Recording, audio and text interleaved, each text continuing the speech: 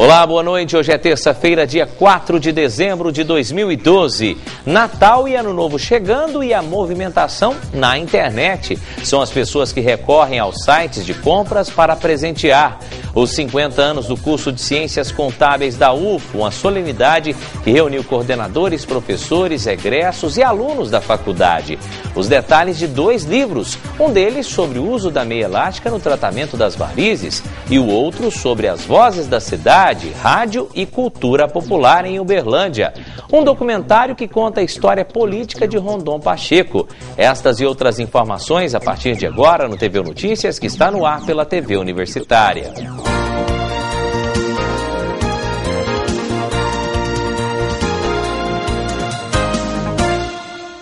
Natal e Ano Novo chegando e a movimentação de pessoas atrás de presentes para amigos e familiares aumenta. E nesta hora muitos recorrem à internet. E nesse caso é preciso atenção antes e depois da compra.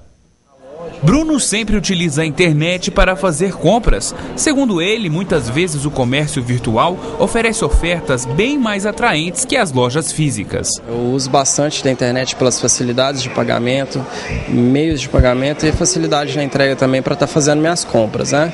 Além de que muitos dos itens aparecem com preço bastante inferior a de lojas físicas, então eu opto bastante por esse meio de compra.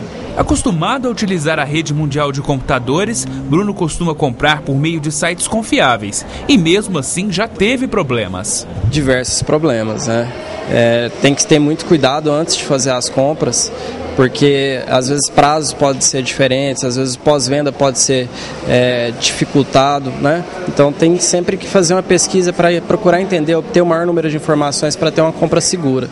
A comodidade de um shopping através de um simples clique, mas é preciso tomar alguns cuidados. De janeiro a junho, o Procon de Uberlândia registrou 266 atendimentos envolvendo comércio online. O consumidor, ao comprar pela internet, ele deve verificar CNPJ, tirar informações, você pode entrar no site da Receita, verificar se aquela empresa existe mesmo, tomar todos esses cuidados.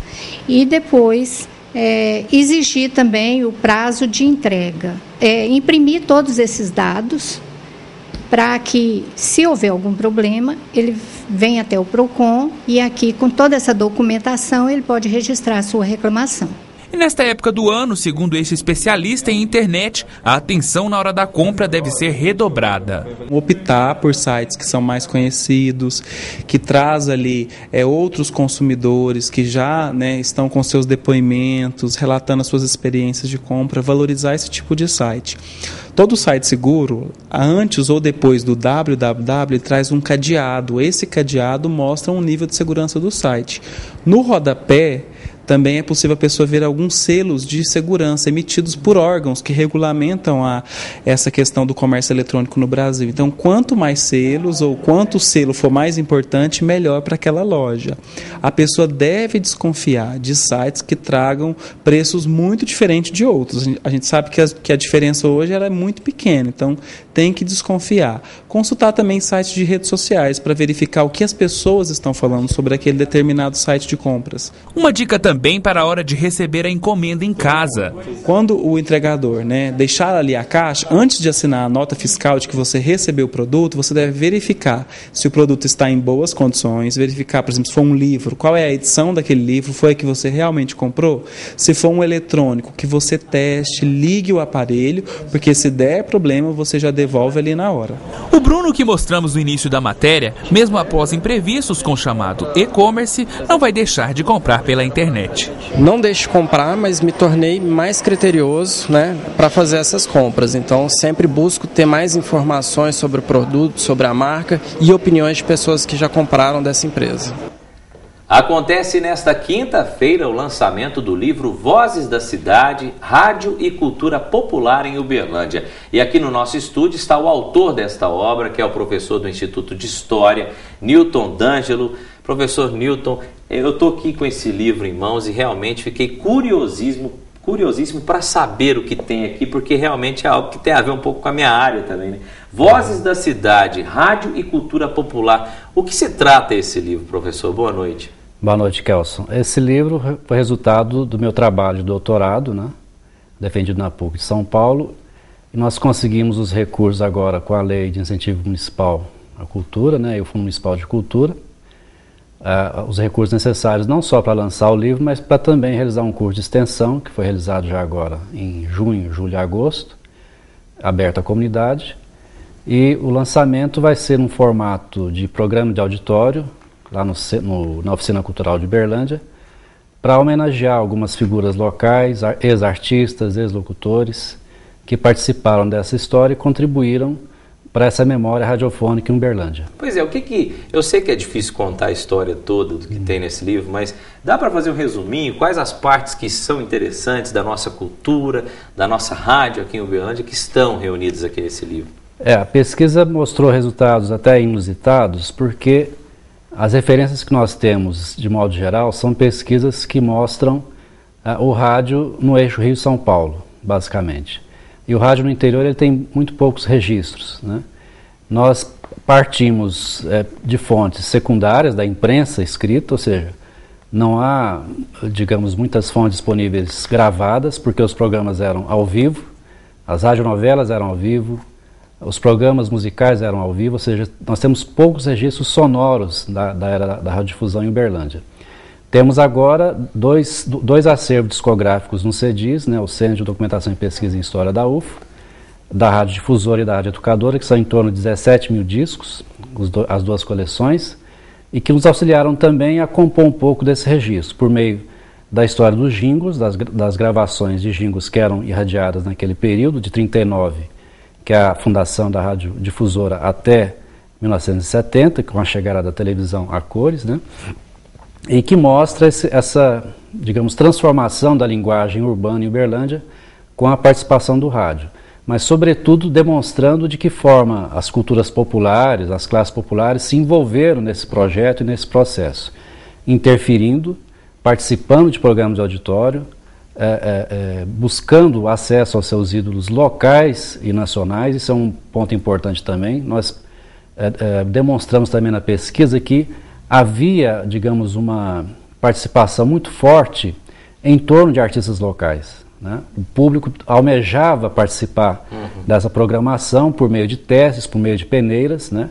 Isso desde os anos 30, e são esses personagens que vão configurar essa história do rádio em Uberlândia, que são pouco registrados, ou seja, essa memória é muito pouco registrada, sobretudo no meio acadêmico, né? Que tem uma, digamos, uma perspectiva mais, digamos, teórica desse ponto de vista, e nós demonstramos que é possível unir a teoria ao registro dessa memória radiofônica local. Eu confesso que quando fiz a minha faculdade de jornalismo, o que você está falando parece que me remeteu aos tempos que eu fiz a faculdade. A gente precisava fazer trabalhos sobre a área de rádio, e isso era uma realidade. A gente tentava fazer alguma coisa no sentido de mais local. A questão radiofônica aqui na cidade era uma dificuldade enorme, justamente porque não tinha muito registro. Acabava que a gente tinha que fazer alguma coisa mais em nível nacional, a história do rádio no Brasil e não muito aqui em Uberlândia.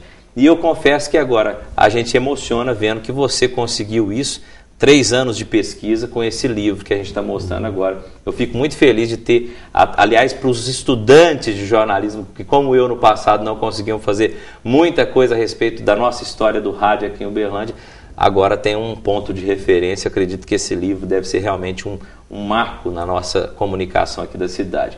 Professor, eu gostaria só para terminar, lançamento, quinta-feira, que hora vai ser, onde vai ser, como é que as pessoas fazem para participar? O lançamento vai ser na quinta-feira, dia 6 de dezembro, na Oficina Cultural de Uberlândia, que é de frente à Praça Clérimo Carneiro, né, a antiga Praça da Prefeitura, aberta ao público, não há necessidade de convite, a partir das 19 horas. E nós pedimos que as pessoas sejam pontuais, porque a gente vai gravar o programa, vai ser em formato de programa de auditório, com participação do grupo Chorando Sem Dó, o grupo musical Chorando Sem Dó, com a presença de convidados que vão expor suas memórias, seus depoimentos sobre esta história da rádio local. E vamos, após esse programa, realizar também um coquetel para o lançamento do livro. Que coisa boa. Parabéns pelo seu livro, pela iniciativa. É muito bom ter esse livro aqui em Uberlândia e continue desse jeito, fazendo essas pesquisas que a gente agradece. Muito obrigado, professor. Nós é que agradecemos. Obrigado. E veja agora como fica o tempo para esta quarta-feira. No Triângulo Mineiro há previsão de chuva em grande parte da região. Em Uberlândia, céu coberto de nuvens e há a possibilidade de chuva à tarde e também à noite. A mínima prevista é de 21 graus e a máxima 31. Confira agora como fica o tempo em outras cidades do estado.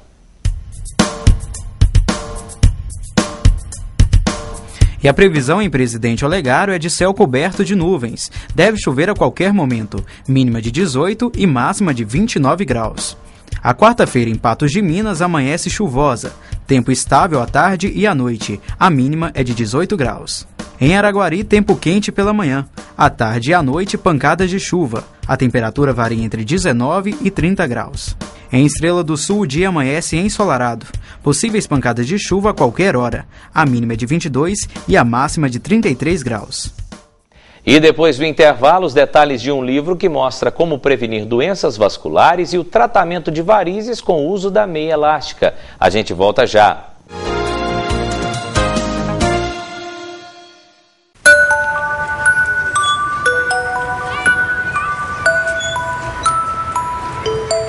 Não é apenas na certidão de nascimento que um pai faz falta.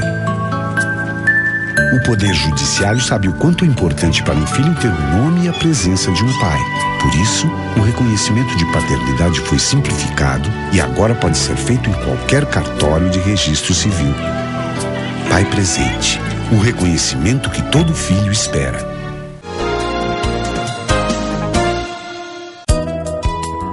Entre os dias 26 de novembro e 20 de dezembro de 2012, estarão abertas inscrições para o processo seletivo do Programa de Educação Tutorial Interdisciplinar Conexões de Saberes, Educomunicação, Jornalismo, Pedagogia e Licenciaturas da Universidade Federal de Uberlândia. As inscrições devem ser feitas na sala do PET, bloco 5O, no campus Santa Mônica.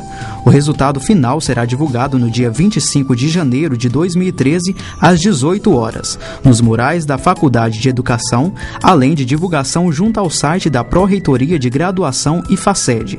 Para mais informações, 3239-4163 e e-mail adriomena@gmail.com. E outro livro lançado recentemente fala sobre o uso da meia elástica no tratamento das varizes.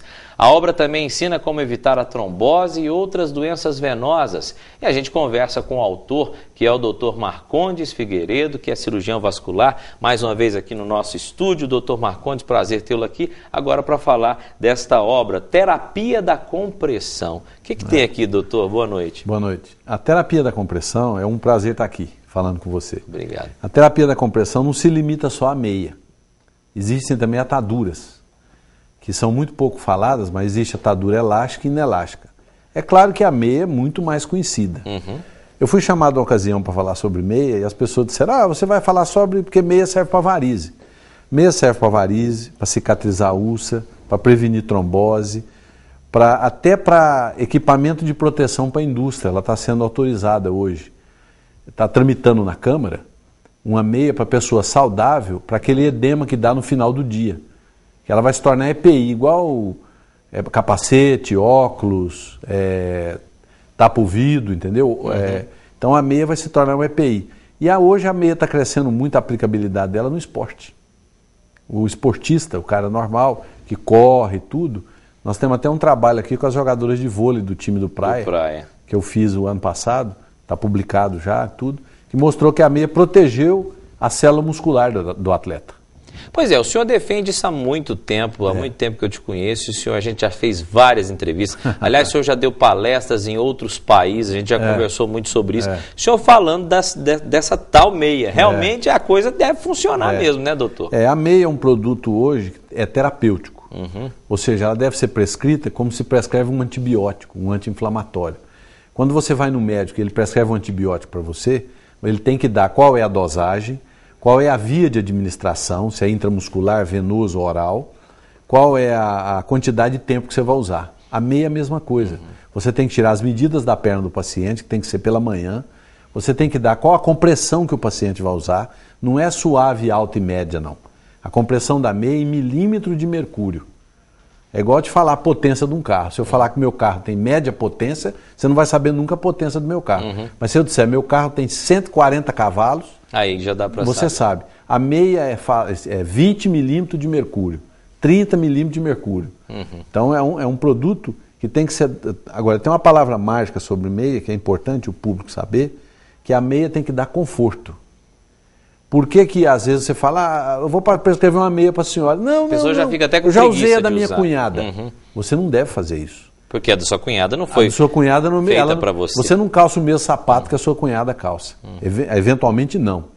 O pé você tem que ir lá na loja e experimentar. Então a meia é um produto que tem que passar um período de adaptação. Na primeira semana que você estiver usando, usar só de manhã. Levar a caixa para o médico ver as medidas da meia. Então não é um produto que você vai na loja e fala, eu quero uma meia média compressão. É errado isso aí. Você tem que ter um médico para dizer qual a medida, qual a compressão e qual o modelo. A meia mais usada no mundo é a 3/4. Pois é, doutor, só para finalizar, eu gostaria de saber o seguinte, esse livro é um livro especialmente para as pessoas já da área, ou não? As pessoas que querem saber um pouco mais, que fazem uso da meia, ou que pretendem fazer, podem ler esse livro também. Como é que é? Na verdade, o livro é um livro técnico. Né? Naturalmente, ele é voltado para o prescritor de meia, para o profissional da área de saúde, que é o médico, o angiologista, o médico clínico, o fisioterapeuta, o educador físico e um enfermeiro. Agora, o leigo não está proibido de ler o livro. Quanto mais conhecimento hoje, melhor. Né? Para a pessoa que usa a meia. Aí a gente aborda sobre a gravidez, trombose, úlcera, sobre varize. Há uma abordagem completa. Onde adquirir esse livro? Na livraria Verbo, antiga Nobel, lá da Praça Cícero Macedo. Tá certo. Doutor Marcondes, parabéns pelo trabalho. Obrigado. Que o senhor continue sempre fazendo mais e mais pesquisas e vindo aqui falar para a gente, que isso é muito bacana. Obrigado. Muito obrigado, viu? Obrigado. E hoje é dia de oportunidades no quadro Mercado de Trabalho, então confira as vagas disponíveis no Cine de Uberlândia nesta terça-feira. Oportunidade de emprego para servente de limpeza do sexo feminino. O salário é de R$ 673, mais benefícios. Não é preciso ter experiência. 7 vagas para fiscal de loja. O salário é de R$ 916 e é preciso ter experiência. E para operador de caixa, são 45 vagas em aberto para pessoas com experiência. O salário é de R$ 807, mais benefícios. Tem vaga ainda para auxiliar de depósito sem experiência. O salário é de R$ 917, mais benefícios e premiação. Estas e outras oportunidades estão disponíveis no Cine de Uberlândia, que está localizado em frente à Praça Tubal Vilela, número 60, no centro. Mais informações pelo telefone 3231-4433. E daqui a pouco os detalhes de um documentário que conta a história do ex-governador de Minas, Rondon Pacheco. A gente volta em instantes. Com duração de 18 meses e com laboratórios modernos e de alta tecnologia, o curso técnico em controle ambiental da UFO tem como objetivo formar profissionais capacitados tecnicamente para atender demandas relacionadas ao meio ambiente. Este profissional opera no controle e análise de impactos ambientais em instituições públicas e privadas, estações de monitoramento e tratamento de efluentes, afluentes e resíduos sólidos. Venha fazer parte dessa equipe. Venha para a UFO. A Universidade Federal de Uberlândia, por meio da Escola Técnica de Saúde com a Secretaria Estadual de Educação, disponibiliza 40 vagas para o curso técnico em meio ambiente. As matrículas podem ser feitas de 10 a 21 de dezembro na Secretaria da Escola Estadual de Uberlândia, Museu, a partir das 13 horas até as 20 horas. Mais informações pelo telefone 3218-2773. O curso de Ciências Contábeis da Universidade Federal de Uberlândia completa 50 anos e para dar início às comemorações, ontem foi realizada uma solenidade que reuniu coordenadores, professores, egressos e alunos da faculdade.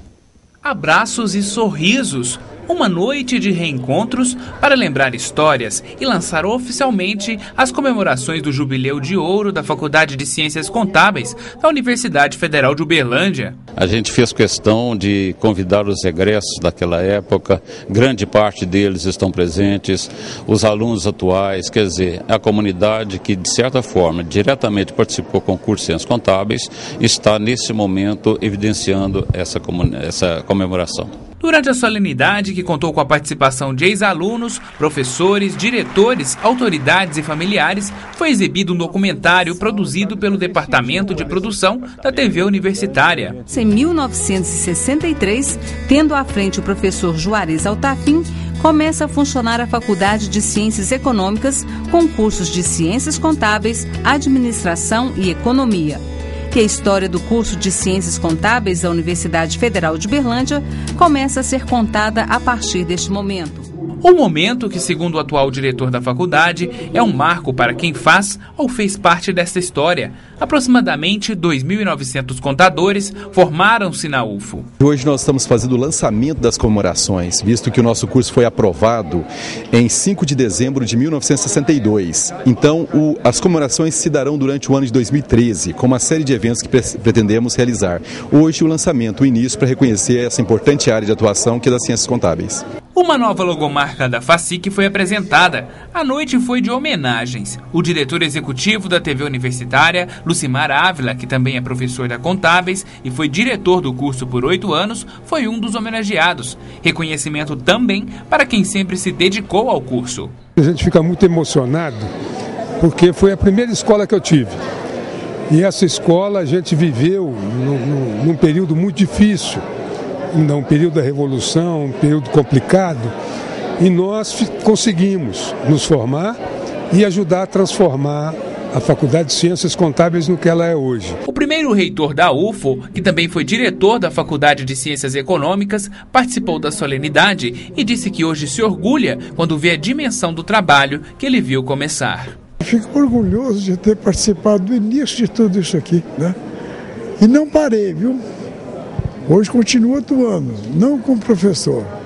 Eu faço parte do Comitê de Ética e Pesquisa nos Seres Humanos, que eu ajudei a criar. Eu faço parte desse comitê, fiz o regimento, participo das reuniões e continuo vinculado à universidade. O reitor eleito, Elmiro Santos Rezende, falou sobre a importância dessas comemorações. A importância dessas datas plenas, vamos dizer assim, nas comemorações dos nossos cursos, marcam já a sua maioridade. A Faculdade de Ciências Contábeis conta hoje com um corpo de professores, de técnicos administrativos e de estudantes que compõem uma situação ímpar dentro da universidade. E isso foi conseguido à custa de muito esforço. Tudo isso aponta no sentido da valorização dessas comemorações que deverão ocorrer aí, como eu disse, ao longo do ano. Lançado hoje um documentário que conta a história política de Rondon Pacheco. O evento reuniu autoridades e pessoas ligadas à área cultural de Uberlândia. Algodão entre espelhos. Este é o nome do filme que conta a trajetória política de Rondon Pacheco, o berlandense que tanto colaborou para o crescimento econômico de Minas Gerais. Nascido em 31 de julho de 1919, iniciou a carreira política na década de 40. Foi deputado estadual, federal e governador do estado. Rondon Pacheco buscou desenvolver principalmente a região do Triângulo Mineiro e, em especial, Uberlândia, sua cidade natal. Sem história, nós não teríamos o patrimônio que temos hoje da cultura, no desenvolvimento econômico, no pensamento universitário. É fundamental na história. Carreira marcada de grandes obras que chamou a atenção do idealizador do documentário. Então a gente tinha há muito tempo a vontade de fazer um documentário sobre o Rondon. E essa vontade tinha as dificuldades da realização, mas mais recentemente a gente teve a atitude e a gente está aí entregando um material que eu acho que o melhor dele é porque está pronto, né? E não ficou só no desejo. E é um material que apresenta um corte do Rondon, o papel dele no desenvolvimento de Minas Gerais. O filme foi apresentado hoje e reuniu autoridades políticas e pessoas do meio cultural durante um coquetel. Segundo a diretora, foram mais de 3 anos de produção. E a equipe passou por diversas capitais do país em busca de fatos marcantes e momentos que fazem parte da trajetória do ex-governador de estado. As dificuldades, eu posso dizer, que foram as imagens de arquivo que a gente tinha que pegar autorização com muita gente. Algumas já tinham morrido, outras eram no exterior. Essa eu acho que foi um pouquinho da dificuldade. A primeira foi convencer o Dr. Rondon Pacheco, que achava que não era necessário fazer um documentário, que já estava bom. Então a gente tentou convencê-lo, ele viu que o trabalho era sério, que era bastante embasado em pesquisa. E como não citar uma das grandes obras da carreira, a Universidade Federal de Uberlândia surgiu da iniciativa deste político, momento que foi lembrado pelo ex-reitor Alfredo Fernandes. Ele representa a UF, né? Foi a sociedade de Uberlândia com alguns empreendedores, visionários como Jaci de Assis, Juarez Otafim e vários outros, que com o apoio do então deputado Rondon Pacheco foi quem elaborou o decreto e encaminhou, levou o presidente Costa e Silva para sua assinatura, o ministro Tarso Dutra, e criou-se então a Universidade de Uberlândia já com viés para ser federalizada. Então, se existe a universidade, foi a vontade da população de Uberlândia, capitaneada pelo deputado então Rondon Pacheco, que transformou esse sonho nessa realidade. E chegou o momento tão aguardado pelos espectadores. Os convidados se reúnem na sala de cinema para assistir ao filme. Rondon Pacheco observa atento a cada trecho exibido e se orgulha em fazer parte da história do país. O gesto generoso do setor cultural uberlandense em promover essa oportunidade para que eu possa, com a idade tão avançada, relembrar episódios da minha vida. Eu me senti plenamente realizado, como sempre me senti na minha vida pública. Parabéns a toda a equipe que produziu e idealizou este documentário que conta a história do Rondon Pacheco, um personagem ilustre aqui da nossa política uberlandense. E com essas notícias, o TVU Notícias de hoje fica por aqui. Lembrando, amanhã, quarta-feira, tem muito mais informações para você. Uma ótima noite, até a próxima.